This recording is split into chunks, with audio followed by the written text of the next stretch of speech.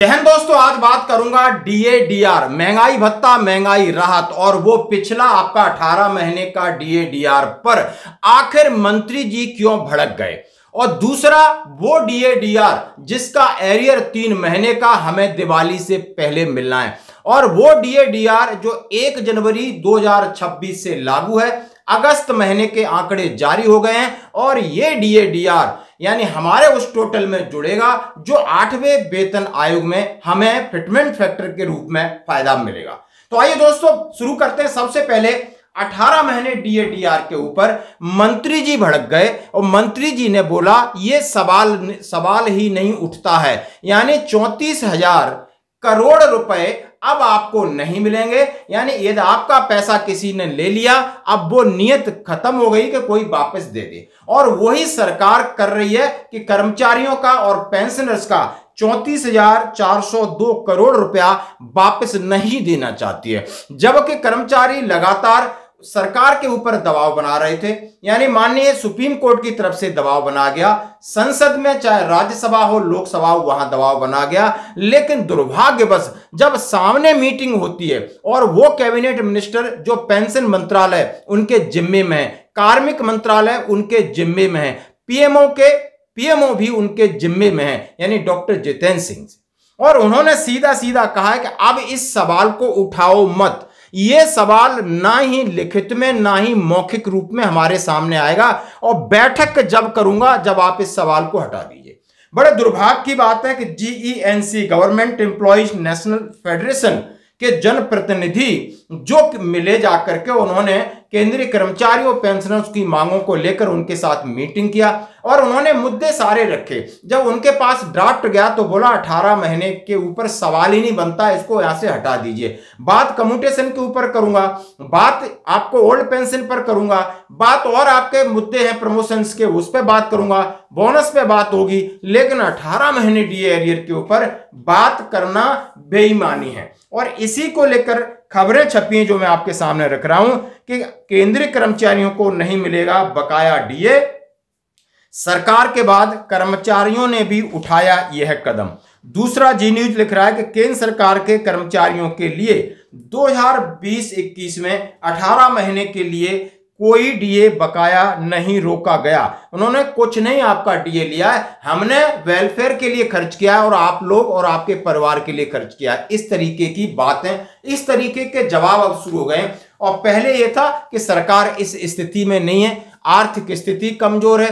जब धीरे धीरे के आर्थिक स्थिति में सुधार आएगा तो सरकार सोचेगी। उसके बाद जीएसटी का लाखों अरबों का कलेक्शन होगा, अब फिर बात उठने लगी है तो अब बोलते हैं ये सवाल ही बेईमानी है। ये देख लिया। अब दोनों न्यूज़ों के बारे में थोड़ा सा विस्तार से चर्चा करते हैं कि आखिर क्या बात थी। क्या अब यूनियन ने हार मान ली है? क्या जितने केंद्रीय कर्मचारी संगठन है क्या अब हार मान जाएंगे या आगे लड़ाई जारी रहेगी? क्योंकि उन्होंने कहा अगले लोकसभा चुनाव तक हम इस मुद्दे को इसी तरीके से उछालेंगे, हम पैर पीछे नहीं खींचेंगे। आपको नहीं सुनना मत सुनिए, लेकिन इसका जो राजनीतिकरण अब हम करने जा रहे हैं, यानी हम पक्ष के पास भी जाएंगे, विपक्ष के पास भी जाएंगे, कोर्ट में भी जाएंगे, लेकिन लड़ाई जारी रहेगी। इस तरीके का कर्मचारी संगठनों ने अपनी बात को रखा है। जैसा केंद्र सरकार के 1 करोड़ से ज्यादा कर्मचारी पेंशनर पिछले 5 साल से कोविड महामारी में रोका गया उनका 18 महीने के डीओ को लेकर लगातार संघर्ष कर रहे हैं। 34,402 करोड़ रुपए कल्याण योजनाओं में खर्च हुए थे, लेकिन इस बार सरकार की कह रही कि आर्थिक स्थिति अच्छी है, 4थे नंबर पर पहुंच गए हैं। जीएसटी में लाखों अरबों करोड़ों का कलेक्शन हुआ है।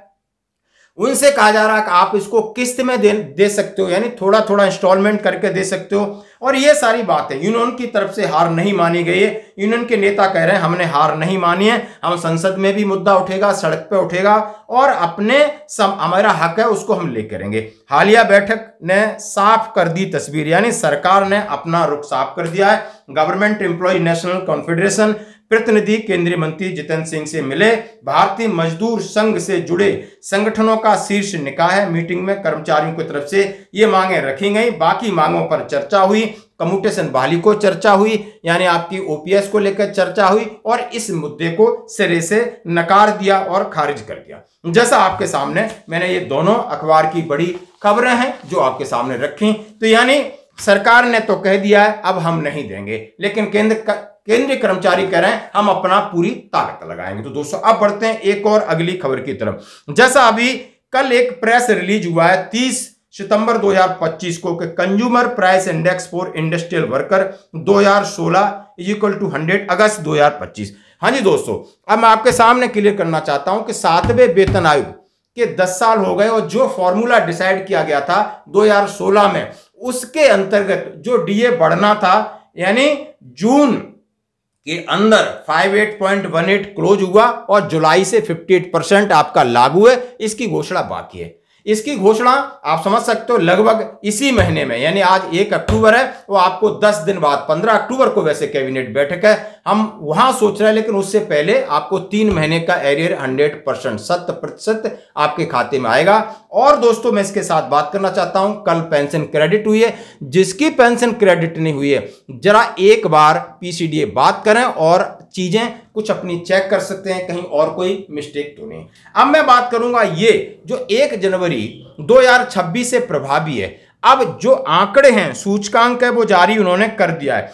अब इस सूचकांक के हिसाब से डीए को परसेंटेज में कैसे कैलकुलेट करेंगे, शायद उसका फार्मूला जनवरी 2026 में डिसाइड होगा। इसी कैलकुलेट के ऊपर परसेंटेज शो नहीं कर रही है। और जब देखा हो आपने, जुलाई के अंदर 146.5 था, यानी 1.5% बढ़ोतरी होकर आपका 58.52 डीए पहुंच रहा था, और अभी अगस्त में आपका 147.1, यानी फिर आपका +0.6 की बढ़ोतरी हुई है। और इसकी रिपोर्ट आपके सामने, labour bureau and attached office memorandum labour employment has been compiled consumer price index industrial worker so and so, और महीना उन्होंने बताया कि अगस्त 2025 increase by 0.6 and stood at 147.1 पर ये खड़ा हुआ है। और इसके हिसाब से आपका डीए लगभग 59% हो जाएगा, जो कि अगस्त का है। अभी सितंबर, अक्टूबर, नवंबर, दिसंबर 4 महीने जो आपके बाकी हैं। तो आप समझ सकते हो कि आपका 1 जनवरी